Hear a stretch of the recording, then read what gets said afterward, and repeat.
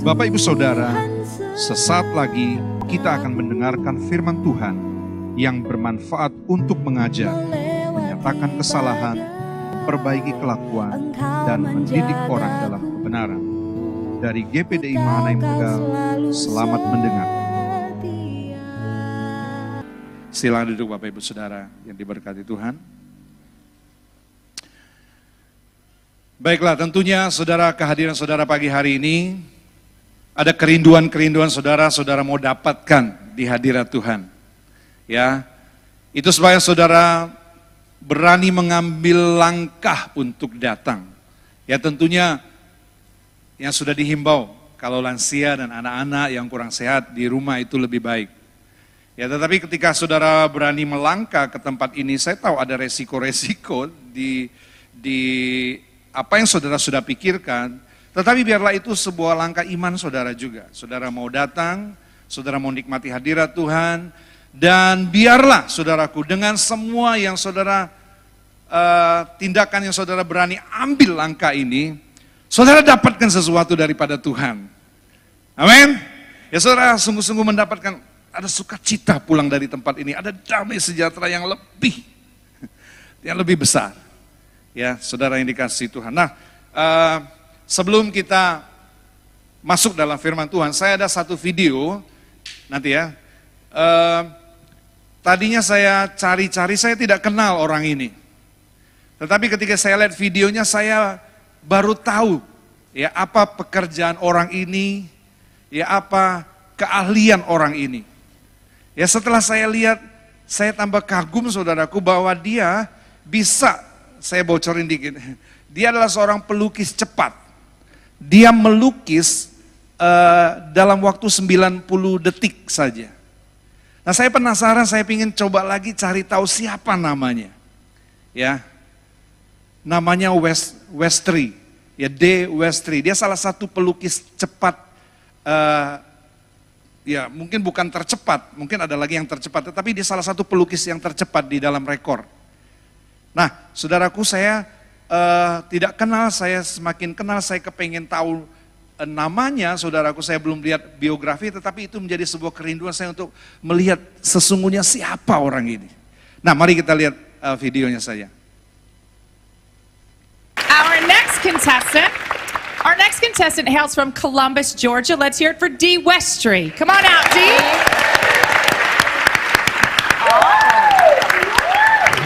All right. All right, so what is your talent? What will you be performing today? I'm a speed painter, and I'm going to do a painting in a minute and a half or less.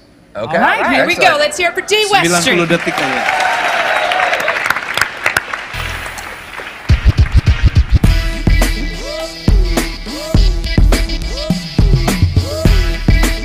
Musiknya boleh tambah dikit lagi.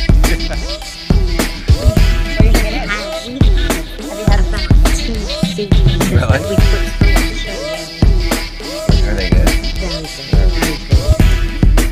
Nah, kita nggak tahu apa yang dia sedang lukis ini. Itu juri, 3 juri itu pun bingung dia lukisin apa. Alright, D, you have 1 minute left. Here we go. 1 menit lagi. What do you think it is? I don't know.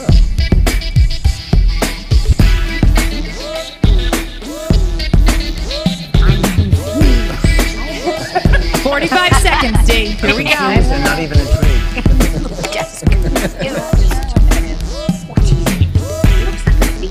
Oh, now we got some color going on. Let's say 30 seconds, D. 30 detik lagi. Nah. Oh, you've seen some of these before. Come on, guys, we can figure this out. I honestly have no clue.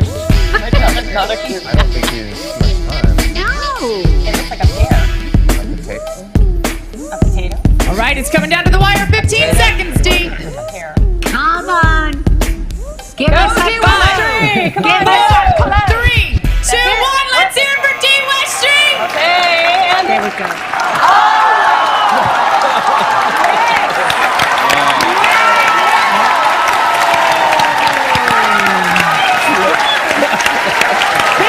Oke, cukup. Ya, sudah bisa ya. Nah, seperti itulah saudaraku, kalau kita tidak kenal orangnya, kita tidak tahu apa profesinya, bahkan ketika dia melukis sendiri, kita melihat seolah-olah ada kekacauan.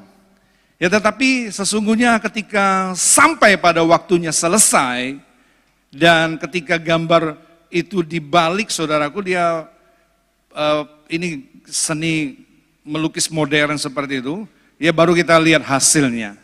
Nah demikian juga, ini judul yang saya mau sampaikan pada saudara itu mengenal Allah. Ya terkadang kita tidak tahu seperti apa yang sedang Allah kerjakan. Menurut pandangan kita kelihatan kacau. Ya kelihatan gak berbentuk, kelihatan membingungkan. Apa yang sedang Allah kerjakan sepertinya itu yang kita tanggapi. Tetapi saudaraku, saya percaya semakin saudara mengenal siapa yang saudara percayai, saudara pasti menaruh percaya, pasti akhirnya itu akan baik, akan bagus, akan perfect, sempurna. Nah seperti itu saudaraku sekalian, kalau kita hanya mengenal Allah sedikit, maka kebingungan yang banyak. Tetapi semakin kita meningkat dalam pengenalan kita kepada Allah, kita tahu juga apa yang harus kita lakukan, dan kita tahu saudaraku sekalian, setiap pengenalan itu akan membawa kita melakukan sesuatu tindakan yang juga menyenangkan dia untuk lebih dekat kepadanya, mengenal dia, mengenal Allah, dan kita tahu persis apa yang dia kehendaki. Nah mari kita baca di Kisah Para Rasul 9 ayat 5 dan yang ke-6. Kita buka saja di situ. Kisah Para Rasul, jawab Saulus, ya Saulus, siapakah engkau Tuhan? Katanya, akulah Yesus yang kau aniaya itu. Tetapi bangunlah, pergilah ke dalam kota, di sana akan dikatakan kepadamu, perhatikan apa yang harus kau perbuat. Ya, lihat saudaraku yang dikasihi Tuhan, Saulus ini adalah nama yang diberikan karena dia adalah banyak bergaul dengan orang-orang Yunani, ya orang-orang Greka. Ya, kalau kita kenal juga Saulus ini nama lain daripada Paulus. Kenapa dia diberi nama Paulus? Karena dia warga negara Roma. Ya, warga negara Roma, dia sering dipanggil oleh Paulus. Bahkan kalau dalam bahasa Indonesia ditulis Paulus. Ya, kalau dalam bahasa Inggris ditulis Saul. Ya, karena dia juga adalah keturunan orang Israel, keturunan Ibrani. Ini memakai nama dari raja pertama. Nah, seperti itu. Nah, Saulus ini, saudaraku yang dikasihi Tuhan, mari kita lihat. Saudara perhatikan yang merah itu selalu ada hubungannya, siapakah engkau Tuhan? Dia ingin tahu siapa Tuhan itu. Ya, dan ada hubungannya ketika kita kenal siapa Tuhan itu, Tuhan bilang nanti di sana akan dikatakan kepadamu apa yang harus kau perbuat. Nah, kita masuk ke gambar ini. Nah, ceritanya begini saudaraku, Saulus ini adalah orang yang tidak menyukai orang-orang percaya, orang Kristen, murid-murid Tuhan pada waktu itu. Nah dia salah satu saksi mata, salah satu yang ambil bagian dalam kematian daripada Stefanus. Ya, Rasul Stefanus, Penatua Stefanus, dia ikut ambil bagian, melempari batu dan Stefanus mati. Pasal-pasal sebelumnya. Nah, hatinya berkobar-kobar mau menangkap murid-murid Tuhan. Itu sebabnya dia minta surat kuasa dari imam besar supaya surat kuasa ini dibawa ke kota-kota di mana ada murid-murid Tuhan di sana, sehingga dia bisa punya kuasa untuk menangkap murid-murid Tuhan dan membawanya ke Yerusalem untuk diadili. Tetapi dalam perjalanannya menuju ke Damsyik, ya, ada satu cahaya yang turun tiba-tiba menghalangi perjalanannya dan tiba-tiba dia rebah. Dia rebah, dia mendengar suara dari cahaya yang begitu mulia itu, Saulus, ya Saulus, mengapa engkau menganiaya aku? Ya, saudara, ini seringkali kita udah dengar ya, bagaimana bahwa setiap orang yang berurusan dengan jemaat Tuhan, setiap orang yang berurusan dengan umat Tuhan, dia berurusan dengan Tuhan sendiri.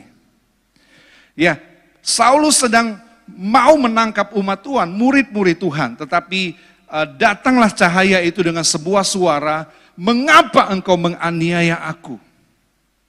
Ya, nah lalu tadi ayat tadi, saudaraku, dia bertanya, siapa engkau Tuhan? Lalu dari suara itu kita tahu siapa. Ya, ini aku, Yesus yang engkau aniaya. Nah, saudaraku sekalian, dia menjadi buta dan lalu ada suara itu berkata, bangunlah, ya pergilah ke kota Damsyik itu ya dekat situ, nanti di sana ada orang yang akan mengatakan kepadamu apa yang harus kau perbuat.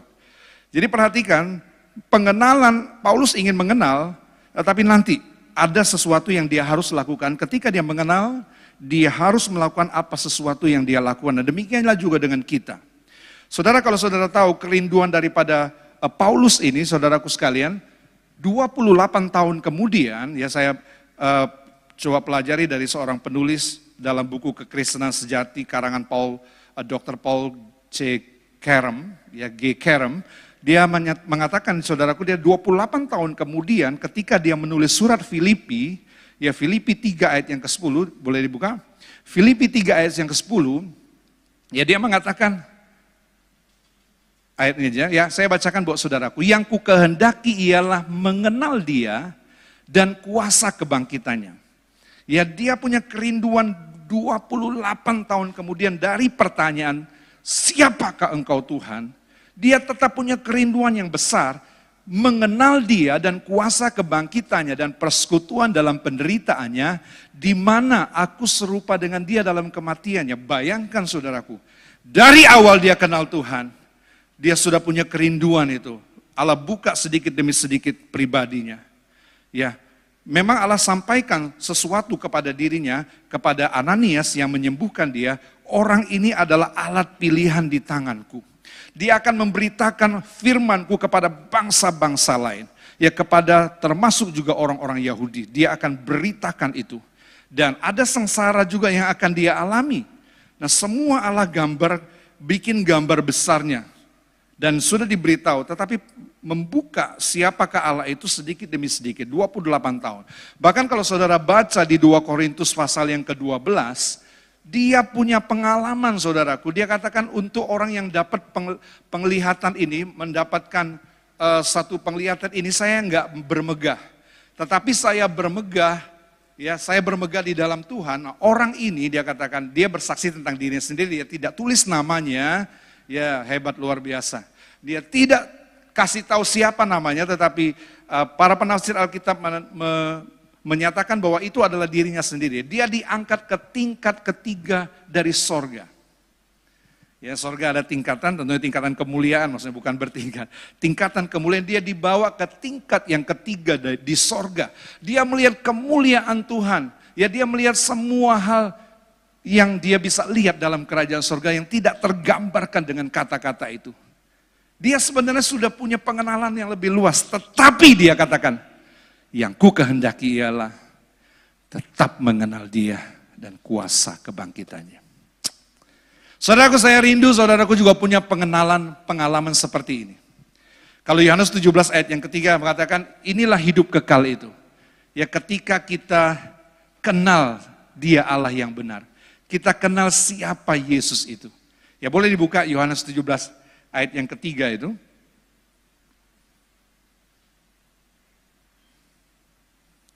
Yohanes 17 ayat yang ketiga, baik saya baca sini saja. Yohanes 17 ayat yang ketiga.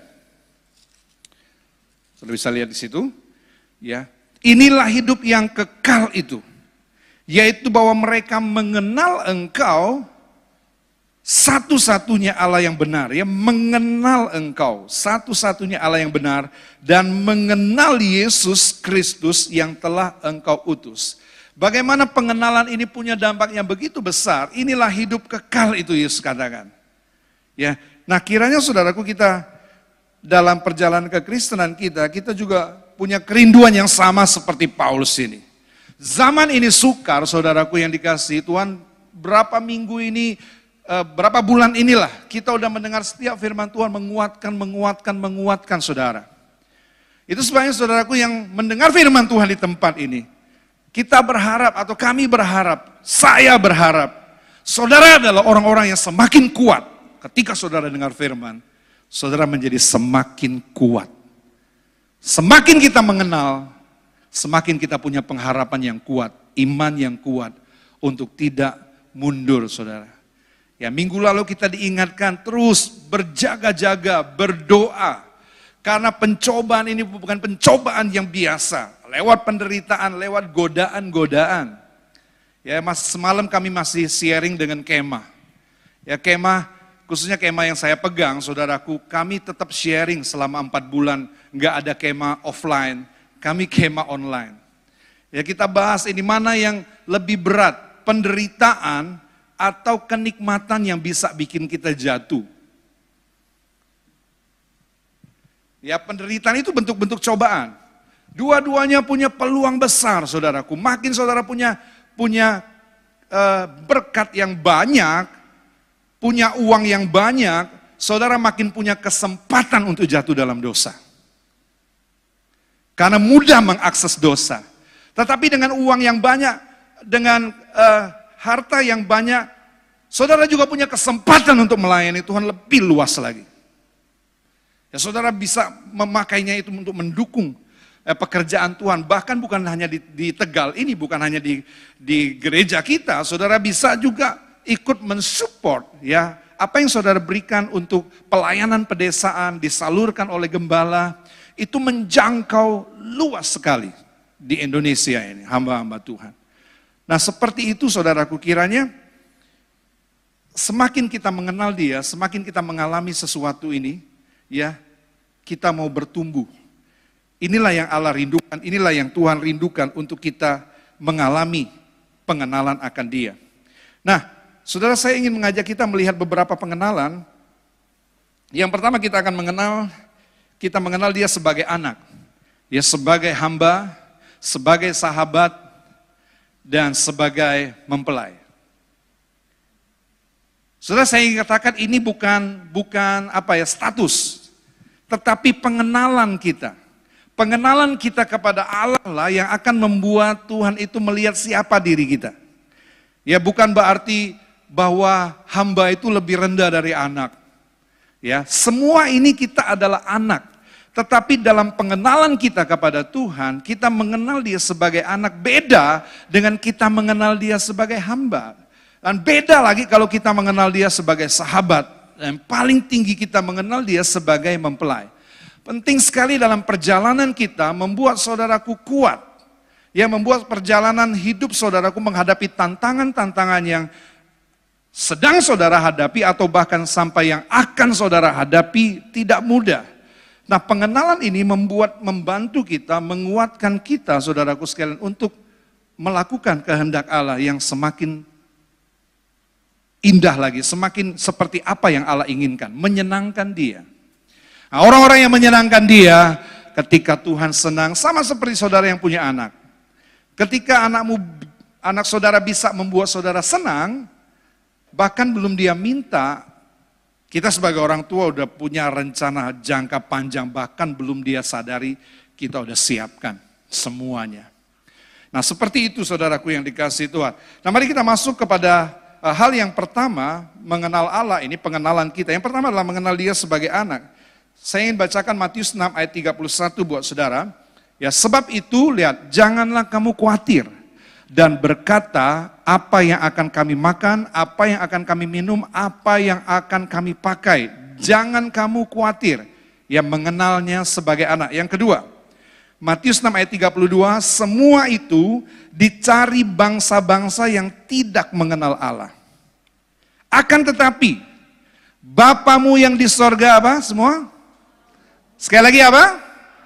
Tahu bahwa semua itu Bapa di sorga tahu. Setiap anak yang mengenal Dia, kita adalah anak-anak Allah. Ketika kita menerima Dia sebagai Tuhan dan Juru Selamat, percaya kepada Dia, Yohanes 1 ayat 12 katakan, ya, kita menjadi anak-anak Allah, anak-anak yang bukan lahir dari darah dan daging, ya, tetapi dari kematiannya, lahir dari darahnya, kematiannya. Nah, saudaraku yang dikasihi, seperti inilah mengenalnya sebagai anak. Ya, bahwa kita mengenal Dia sebagai Bapa yang baik. Dia adalah Bapa yang baik, Sang Pemelihara, Sang Pelindung.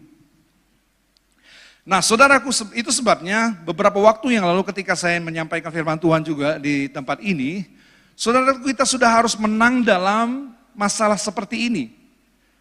Ya, jangan lagi kita meragukan bagaimana dia bisa memelihara dan melindungi kita. Ya, jangan kita ragukan lagi ini.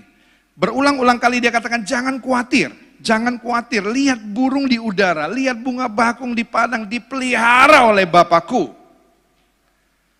Saudaraku, seperti ini, ya, yang kita harus sudah menang di sini. Dalam pemeliharaan, perlindungan Tuhan, jangan pernah saudara ragukan. Kalaupun nanti pengenalannya lebih lanjut itu, kita harus mengalami pertumbuhan. Itu sebabnya untuk menyenangkannya, kita harus bertumbuh dewasa. Ya, tidak ada bapak saudaraku yang senang anaknya itu sebagai anak-anak terus. Amin, saudara. Tidak ada orang tua yang suka anaknya itu hanya sebagai anak-anak saja. Kalau saudaraku mau menyenangkan Tuhan, sebagai pengenalan saudara kepada Tuhan sebagai anak, saudara harus bertumbuh dewasa. Katakan bertumbuh dewasa. Nah, dalam pertumbuhan kedewasaan ini, jiwanya, ya pikirannya itu juga bertumbuh. Wah, itu Bapak senang. Anak enggak usah diminta lagi untuk membantu, dia udah ngerti. Anak bisa bertanggung jawab, waduh itu udah begitu senang orang tua. Saudara coba baca 1 Korintus 13 ayat yang ke-11. Ketika aku kanak-kanak, aku berkata-kata seperti kanak-kanak. Aku merasa seperti kanak-kanak, aku berpikir seperti kanak-kanak. Sekarang, sesudah aku menjadi dewasa, apa saudara? Setelah menjadi dewasa, ayat 11. Ketika, ya sekarang, sesudah aku menjadi dewasa, apa? Meninggalkan sifat kanak-kanak itu. Inilah saudaraku yang dikasihi Tuhan. Kalau saudaraku mau menyenangkan Tuhan di pengenalan ini, saudara harus bertumbuh dewasa. Pikiran anak-anak kita, ya perasaan anak-anak, cengeng, tidak bisa menerima, dan lain sebagainya. Saudara yang dikasihi Tuhan, kalau kita gagal di sini, maka kekristenan kita akan bingung. Seperti itulah Efesus 4 ayat 11, kita baca Efesus 4 ayat 14. Mari kita baca sama-sama ayat ini, 2, 3. Sehingga kita bukan lagi anak-anak yang diombang-ambingkan oleh rupa-rupa angin pengajaran, oleh permainan palsu manusia dalam kelicikan mereka yang menyesatkan. Saudara, kalau saudara nggak bertumbuh di sini, begitu bahaya. Karena seperti tadi loh, pelukis itu, kita nggak tahu dia sedang melukis apa. Ya, kelihatannya kacau, kelihatannya nggak menarik. Kalau saudaraku hanya mengenal Allah sebatas ini, ketika Allah izinkan, ya saudara mengalami penderitaan, lihat, apakah dia bukan lagi Bapa yang baik? Kalau dia izinkan, ada tantangan kesulitan untuk dia izinkan supaya untuk melatih anak ini, apakah dia bukan Bapa yang baik? Bukan lagi Bapa yang baik. Ketika dia izinkan ada persoalan, membuat kita jadi kekurangan, krisis, apakah dia bukan Bapa yang baik lagi? Saya percaya dia tetap Bapa yang baik dan Bapa yang terbaik. Hanya pengenalan kita harus bertumbuh menjadi dewasa. Kalau enggak, kita akan alami kebingungan. Ya, ketika semua yang biasa berlangsung baik, tetapi sekarang enggak sedang baik-baik. Ekonomi sekarang tidak dalam keadaan baik-baik. Pekerjaan tidak dalam keadaan baik-baik. Semua tidak dalam keadaan baik-baik menghadapi pandemi ini. Apakah saudaraku mulai berubah pengenalan saudara? Kalau saudaraku mau kuat, enggak seperti ini diombang-ambingkan oleh angin pengajaran, rupa-rupa angin pengajaran, ya diombang-ambingkan oleh permainan palsu manusia, kita harus bertumbuh dewasa. Kalau enggak, dengar baik-baik, penyesatan itu mulai di sini.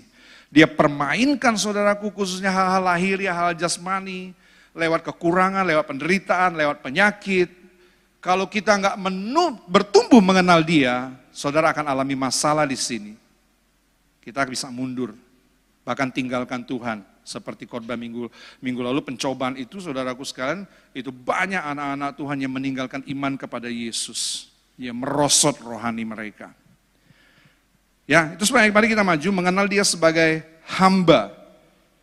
Sekali lagi bukan berarti hamba ini lebih tinggi anak. Ini bukan bicara soal status. Semua kita adalah anak-anak, tetapi dalam pengenalan kita kepadanya, kita harus bertumbuh sebagai hamba. Hamba ini identik dengan kita udah mulai tahu tanggung jawab kita. Ya, kita udah mulai tahu karena ya sebenarnya masih diperintah, karena nanti pengenalan lebih dalam itu kita masuk kepada sahabat. Mari kita baca ayat ini dulu. Yohanes 15 ayat 15a.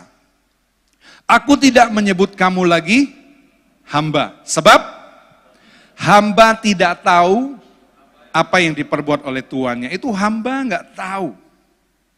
Tetapi tugas utama hamba, dia melakukan perintah. Dia setia melakukan perintah tanpa mengetahui. Apakah ini salah? Enggak. Ini pengenalan, belum saatnya Tuhan membuka semua. Ketika Tuhan membuka semua, justru banyak kebingungan-kebingungan yang kita belum siap. Itu sebabnya dia mau dalam pengenalan ini, ya kita belajar lakukan perintah. Mengenal Allah dari perintah yang harus kita lakukan. Kita semakin mengenal dia dari perintah yang dia katakan. Next. Ya dari perintah yang harus kita lakukan. Belum tahu kenapa. Belum tahu. Seperti itu Lukas 1 ayat 38 ketika malaikat Gabriel datang kepada Maria. Mengatakan bahwa kamu akan mengandung. Ya, dan bayi itu adalah juru selamat. Dia gak ngerti saudaraku. Apa yang terjadi sesungguhnya. Dia gak tahu apa yang terjadi. Dia katakan aku belum punya suami. Apa kata orang? Ya Lukas 1 ayat 38 tetapi dia berkata seperti ini. Kata Maria, sesungguhnya aku ini adalah hamba Tuhan. Aku nggak ngerti, tapi jadilah padaku menurut perkataanmu. Nah kita belajar mengenal Allah di sini saudaraku sekalian. Kita belajar mengenal dia, ya. Kita belum tahu kenapa, tetapi saudara harus percayai dia. Itu kalau saudara nggak meningkat di pengenalan mengenal dia sebagai hamba, kita nggak akan berani melangkah. Opo iyo, ya, apa iya ini yang maunya Tuhan? Tapi ketika kita bertumbuh dalam pengenalan kita tahu ini perintah Tuhan. Kita tidak tahu kenapa, lakukan saja. Lakukan saja sebab kita tahu nanti Tuhan akan menyatakan lebih indah lagi. Nah untuk menyenangkannya saudaraku, kita harus melakukan kehendaknya. Kita belajar berserah tanpa banyak bertanya. Ya, Yohanes 13 ayat yang ke-7 katakan jawab Yesus kepada murid-muridnya waktu dia mencuci kaki murid-muridnya, Petrus nggak mau. Petrus menolak, kan murid-muridnya yang lain juga bertanya-tanya. Ya, bertanya-tanya dalam hati, mereka nggak berani ngomong. Tapi Yesus katakan gini, apa yang kuperbuat engkau enggak tahu sekarang. Udah enggak perlu tahu dulu. Kalau tahu mungkin nanti kamu akan bingung. Ya, kamu akan makin kacau dalam pemahaman kita. Sebab apa? Sebab untuk mengenal dia enggak mungkin enggak lewat firman Tuhan. Untuk mengenal dia enggak mungkin enggak membaca firman Tuhan. Gak mungkin tidak mendengar firman Tuhan, gak mungkin tidak merenungkan firman Tuhan untuk mengenal dia. Dan kita berani melakukan yang kita ragu-ragu, tapi kalau iman kita berkata, ayo lakukan. Tanpa banyak bertanya terlebih dahulu. Mudah gak? Saya percaya belum ada yang belum sampai ke sini. Semua firman Tuhan dipertanyakan. Ya kalau sekali lagi, kalau saudara meyakini kami, hamba Tuhan, Bapak Gembala di tempat ini yang mengajar saudaraku, yang mendidik saudara dan saudara tetap di sini dari sejak anak-anak sekolah minggu, bahkan beberapa saudara yang baru-baru dan saudara menetapkan di tempat ini. Ya kepada siapa lagi yang saudara mau percayai kalau kami di sini aja nggak bisa saudara percaya dalam firman Tuhan yang kami sampaikan kepada saudara dan ironisnya, saudara lebih percaya pengkhotbah-pengkhotbah di YouTube yang saudara nggak kenal tujuannya, motivasinya. Nah itu sebabnya saudaraku, kalau kita mau belajar mengenal Allah di sini, kalau saudara percaya sama pelayanan penggembalaan kami di sini, yuk kadang-kadang kita nggak ngerti, tapi belajar yuk, ikuti dulu, berserah tanpa banyak bertanya. Nah saudaraku yang dikasihi Tuhan, kalau enggak, saudaraku jika tidak, maka kita disebut hamba yang jahat dan malas. Ya Matius 25 ayat 26 tentang perumpamaan 5 talenta, 2 talenta, 1 talenta.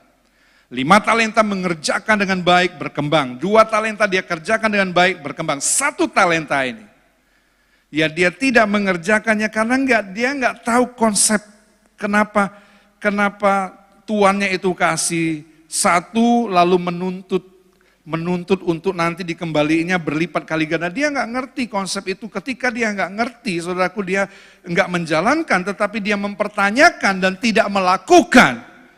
Kamu hamba yang jahat dan malas. Saya menantang saudara-saudaraku yang dikasihi Tuhan. Saya tahu tidak ada yang tidak diberi talenta. Semua katakan amin. Tidak ada. Kalau saudara meningkat mengenal dia sebagai hamba, saudara sudah harus punya konsep apa yang Tuhan beri kepadaku. Aku wajib kembangkan untuk kemuliaannya. Jangan saudara berpikir semua yang saudara dapat itu untuk memenuhi tabungan saudaraku, ya investasi saudara, bahkan untuk anak-anak dan lain sebagainya. Itu ada bagian buat kita. Tetapi ada bagian Tuhan juga yang kita harus mengerti, itu talenta. Kenapa saudaraku diberi kecakapan sehingga dengan kecakapan saudara bekerja dengan baik dan ada hasilnya.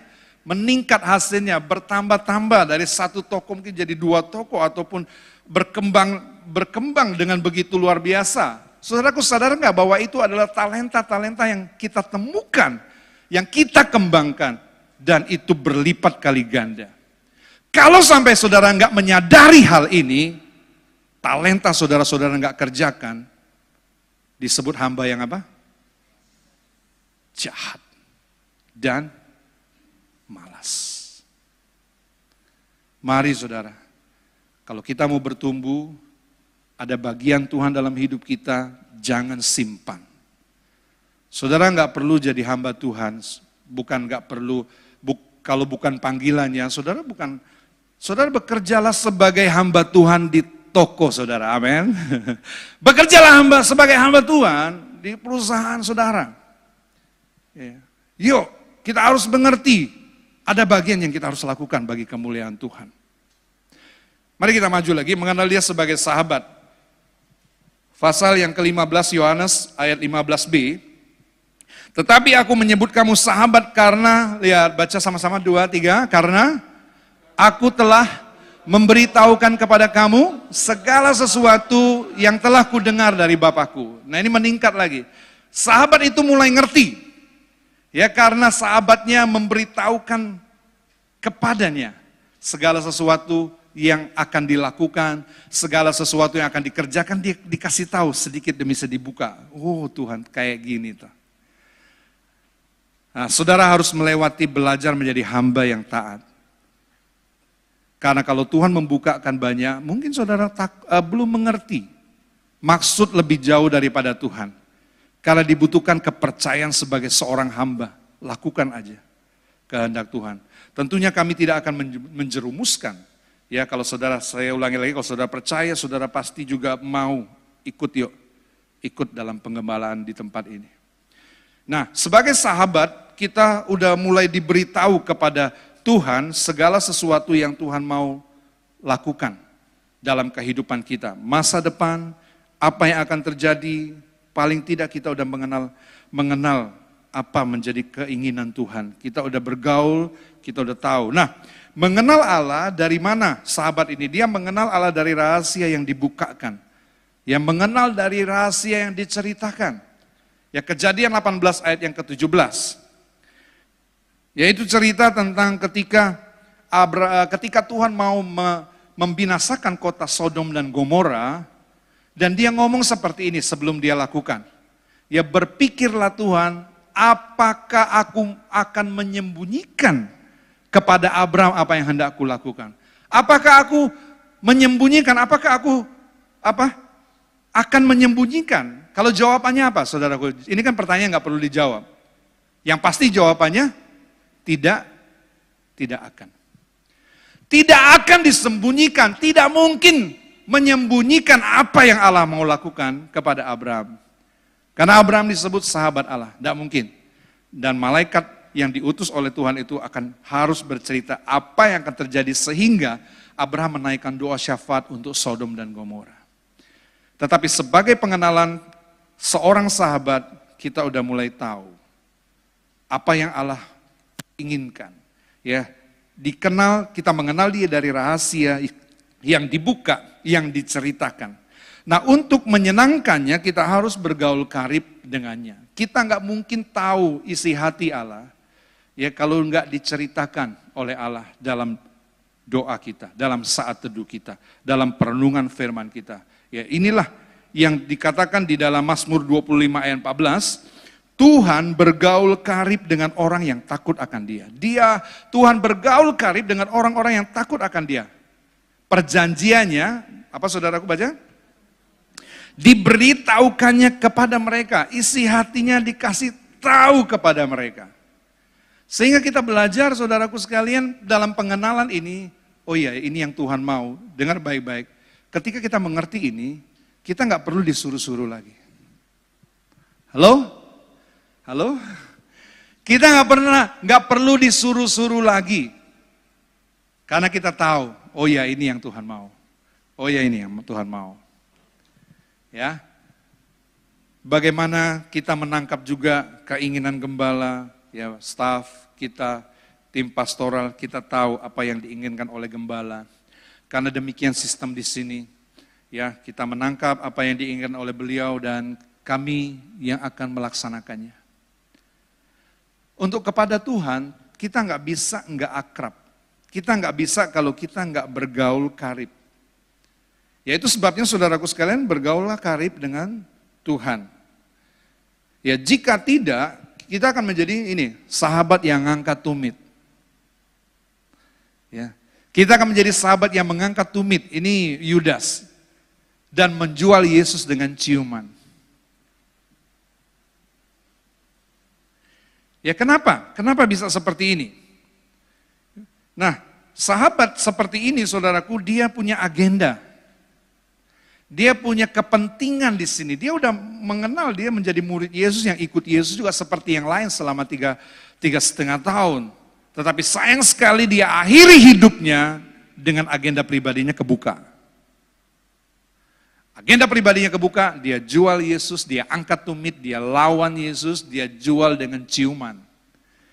Ya 30 keping uang perak. Saudaraku-saudara harus ingat ini, kalau tanpa keakraban dengan Tuhan, banyak di antara kita punya agenda tersembunyi. Ya, kepentingan kita. Saat teduh kemarin saya sampaikan juga mengenai nilai-nilai tertinggi dari kitab Amsal.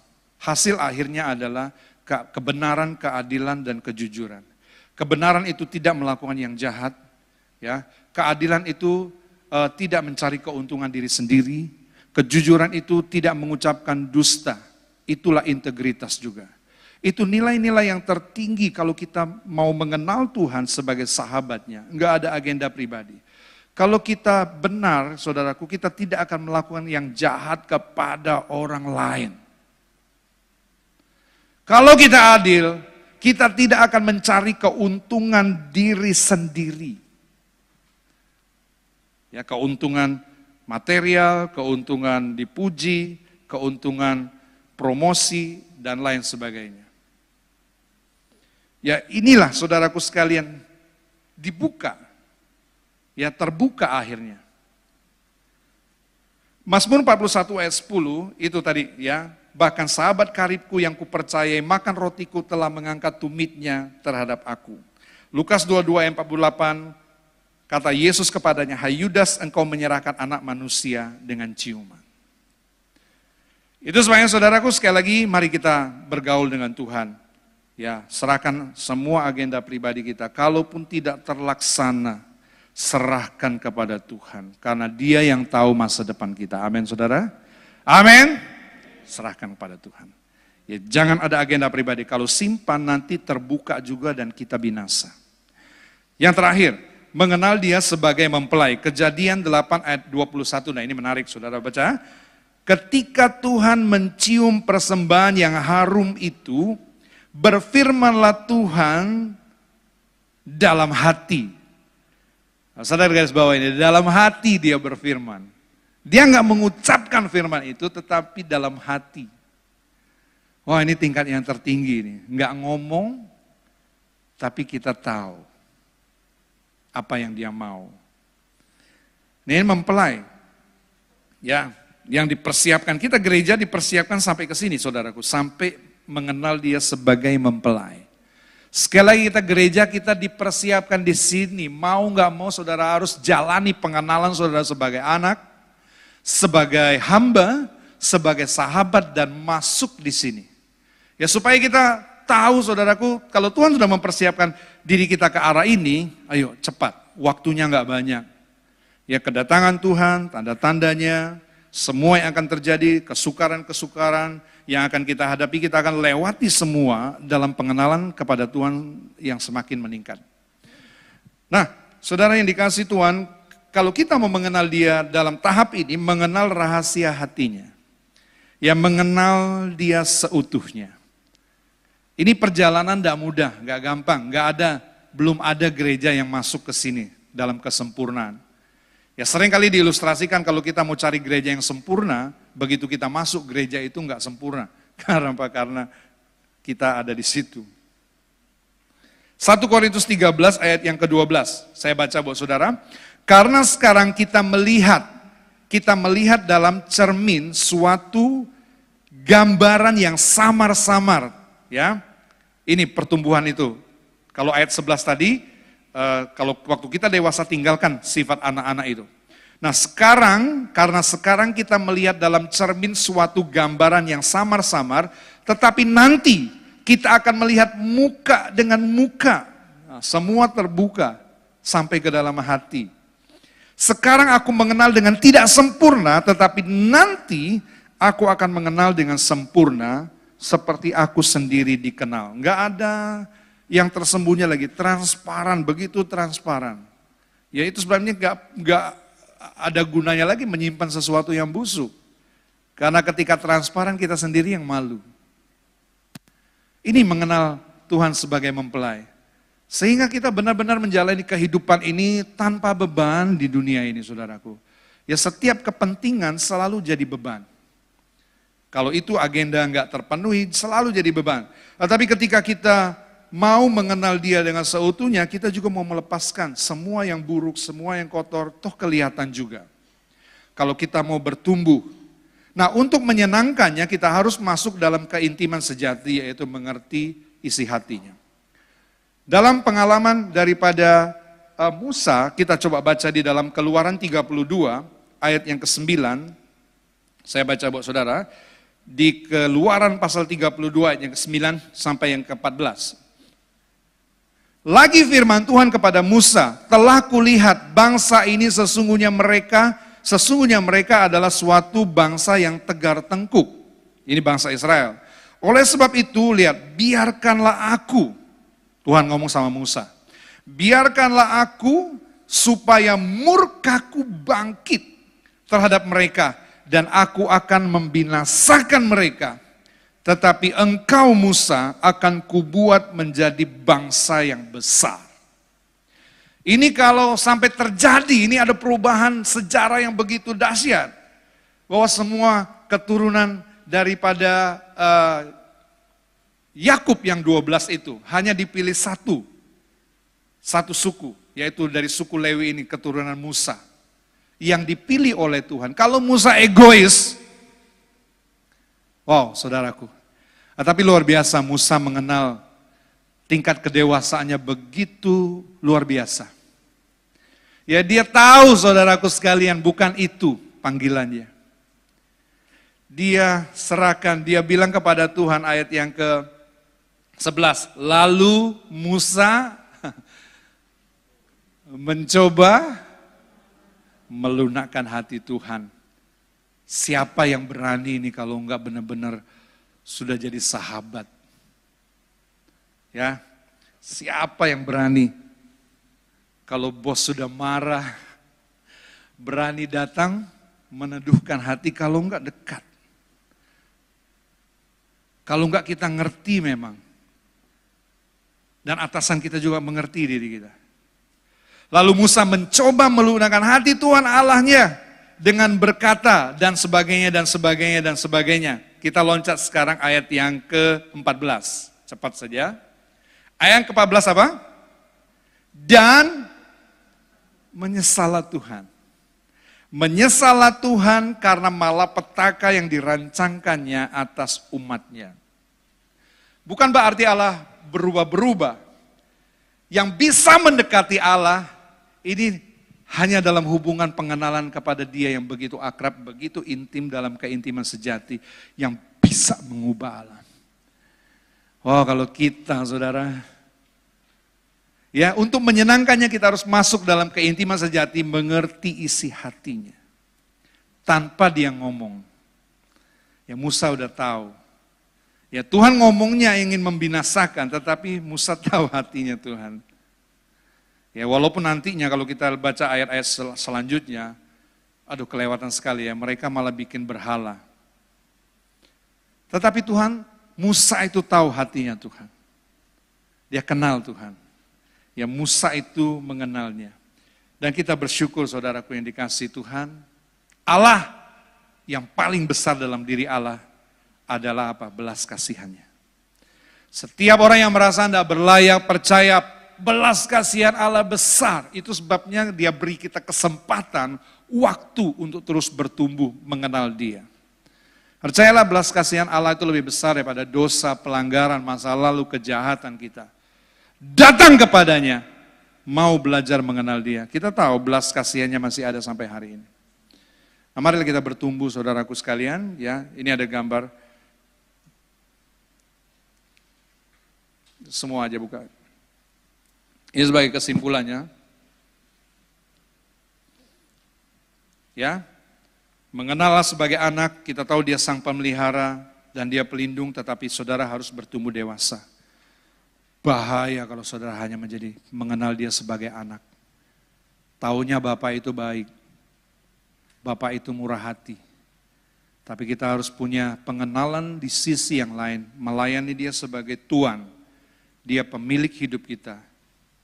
Lakukan kehendaknya, itu sangat menyenangkan Dia. Lakukan saja, kita belum ngerti, imani, lakukan.